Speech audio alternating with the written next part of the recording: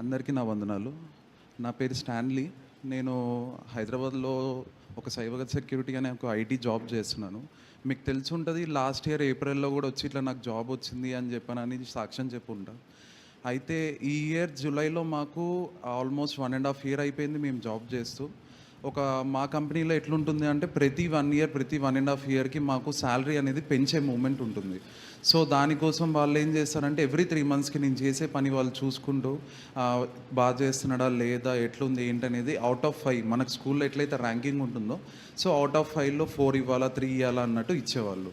So అట్లా నాకు by God grace మంచిగా ఒక సంవత్సరం నుంచి ఎవ్రీ 3 మంత్స్‌కి అవుట్ ఆఫ్ 5లో 4.2, 4.3, 4.5 అట్లా వచ్చింది. యేసయ్య నీ కృప వల్ల మంచిగానే జరుగుతుంది, నాకు మంచి శాలరీగా ఇస్తారు మీరు అని చెప్పి నేను నమ్మి నడుస్తున్న టైంలో అయితే ఇంకొకటి ఏంటి అంటే పర్ఫార్మెన్స్ ఒకవేళ బాగాలేకపోతే ఆ కంపెనీలో పిఐపి అని ఒకటి ఉంటుంది. అంటే మీ పర్ఫార్మెన్స్ బాగాలేదు, గత 4-5 నెలల నుంచి మీరు మంచిగా చేయట్లేదు, మేము ఒక నెల మిమ్మల్ని చూస్తాము, మీరు మంచిగా చేస్తే ఉంచుకుంటాం లేదంటే తీసేస్తాం అనే దాంట్లో ఉంది. అయితే మాకు అది చెప్పారు, ఇట్లా మిమ్మల్ని ఉన్న అందరిలో మేము చూస్తాం, ఇట్లా వేస్తామంటే సరే, నాకైతే ఎటువంటి బ్యాడ్ అనేది లేదు కదా, ప్రతి దాంట్లో మంచి రేటింగే ఉంది కదా, సరే యేసయ్య మంచిగానే చూసుకొని నాకు ఒక మంచి శాలరీ అనేది పెంచేది ఇస్తారని. అదే టైంలో నా ఎంబీఏ ఎగ్జామ్స్ నడుస్తున్నాయి.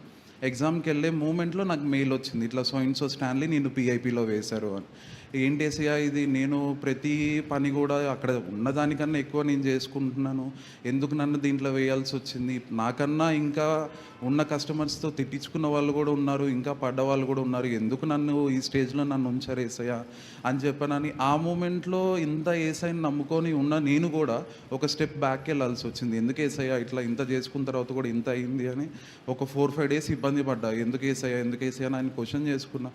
కానీ తర్వాత అనిపించింది, అసలు నేను చదువుకున్నది ఒకటి, నేను చేస్తున్న జాబ్ ఒకటి. యేసయ్య ఇంత దాంట్లోనే నువ్వు నాకు హెల్ప్ చేసినప్పుడు ఈ చిన్న సిచ్యువేషన్లోంచి నువ్వు నన్ను బయట వేయలేవా, నువ్వు వేస్తావు, నాకు ఆ నమ్మకం ఉంది, నేను చేసేది నేను చేస్తా, వాళ్ళ దగ్గర నువ్వు మాట్లాడు, వాళ్ళతో నువ్వు మాట్లాడు, నా గురించి వాళ్ళకి అర్థమయ్యేలాగా నువ్వు చెయ్యి.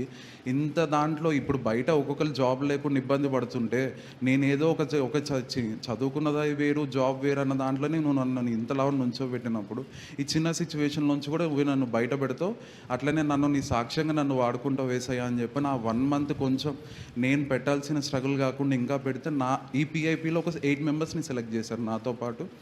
ఆ 8 మెంబర్స్లో లాస్ట్లో తెలిసింది ఏంటంటే 8 మెంబర్స్ 7 మెంబర్స్ని తీసేసి నన్ను ఒక్కడిని ఆపుకొని తర్వాత ఇప్పటి వరకు ఉండే నా శాలరీ 30,000 అయితే ఇప్పుడు వాళ్ళు నాకు 65,000 శాలరీ హైక్ ఇచ్చి నన్ను ఇంకా కంటిన్యూ అవ్వమని ఈ చిన్న సాక్ష్యం మీకు చెప్పాలని కోరుతున్నాను.